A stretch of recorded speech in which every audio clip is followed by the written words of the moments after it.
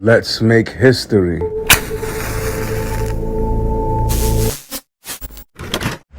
So the Assad regime in Syria just fell. Assad was ran out of Syria by rebel groups.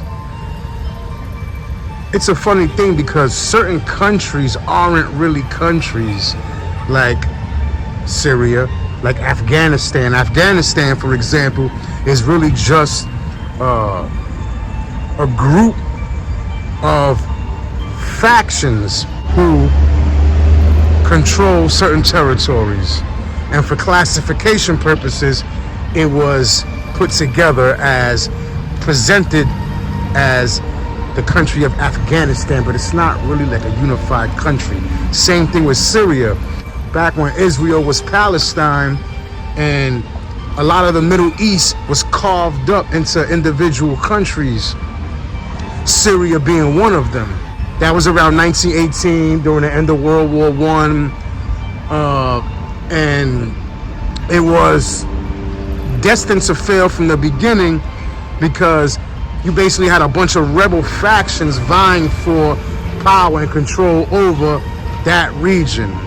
Fast forward to 1970 and you had Bashar Assad's father who staged the coup and took power in Syria, and when he died in 2000, that's how Assad got power. In 2010, you had the Arab Spring, which started with a street vendor who set himself on fire, and that set off a wave of protests, uprisings, etc. While the uprising across the Middle East and North Africa did not take place during a specific calendar season, they were commonly referred to as the Arab Spring, in allusion to the so-called Prague Spring, a 1968 democratic revolution in Czechoslovakia. The Arab Spring timeline began in Tunisia, a country that had been under the allegedly corrupt and authoritarian rule of President Zayn al-Abidine Ben Ali for more than 2 decades. On December 17, 2010, a working-class vendor named Mohamed Bouazizi was approached by Tunisian authorities about his unlicensed cart. He offered to pay a fine, but instead his vegetables were confiscated, and he was publicly humiliated by the police. Afterwards, to add insult to injury, local officials refused to hear his complaints of harassment. In a show of protest, Bouazizi stood in front of the local governor's office and set himself on fire. He died from his injuries on January 4th. While some of the Arab Spring protests did result in regime changes, not all of them brought about positive change for the working class people like Mohamed Bouazizi. In some cases, the uprisings were co-opted by religious extremists like ISIS, who embraced the revolt against secular Arab regimes for their own agenda. As a result, when governments toppled in places like Syria and Iraq, rebel groups stepped in to fill the void, using strong-arm tactics and even terrorism. In Syria, civil war has resulted in the deaths of some 500,000 people, stoking the fires of unrest. Along with political instability and economic stagnation in neighboring countries, the Syrian civil war has also led to a massive refugee crisis in the region. While the Arab Spring revealed how fast a revolution fueled by technology could unfold, it also once again proved how complicated and unpredictable revolutions can be. Assad came down hard on Al-Qaeda and any protesters, any opponents that he had, he was labeling them Al-Qaeda, and he was basically persecuting them.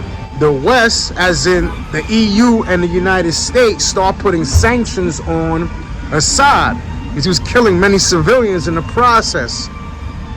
Meanwhile, Iran and Russia were backing Assad, and so the West, the EU, United States, France, they're funding rebel groups that are anti-Assad. And this is a common ploy in geopolitics, is you prop up the enemies of your enemies. As the saying goes, my enemy's enemy is my friend. And some of those rebel groups that the United States were funding were actually Al-Qaeda. That's where it gets a little weird at. Then around 2012, Obama threatened Assad, saying, if you use chemical warfare on your own people, you got hell to pay. He called Obama's bluff, did it anyway, and Obama backed down, didn't do anything. Then Obama hands control of Syria over to Russia with the promise of them destroying, getting rid of those same said chemical weapons, and of course, they didn't do it. By the end of 2013, Baghdadi, who was the leader of Al-Qaeda, the Al-Qaeda branch in Iraq, he launches ISIS. In 2015, both Russia and Assad flattened Aleppo, which is the second largest city in Syria after Damascus. Many civilians died. Then you get to 2016, 2017, and ISIS is being attacked on 3 fronts. The Trump administration, the Kurds, which are based in northern Syria, and Assad. Now enters al-Jolani, who is a member of ISIS and Al-Qaeda, and he coalesced several factions in Syria and rose up against ISIS and took Idlib, a region called Idlib, from ISIS, and they were based out of there, and it was from there that you fast forward all the way to 2024, and they ran Assad out of Syria. It remains to be seen which direction the country is going to go in, because al-Jolani's radical. This is still terrorism, so what's going to become of Syria? Leave your thoughts in the comments. Don't forget to hit that like button.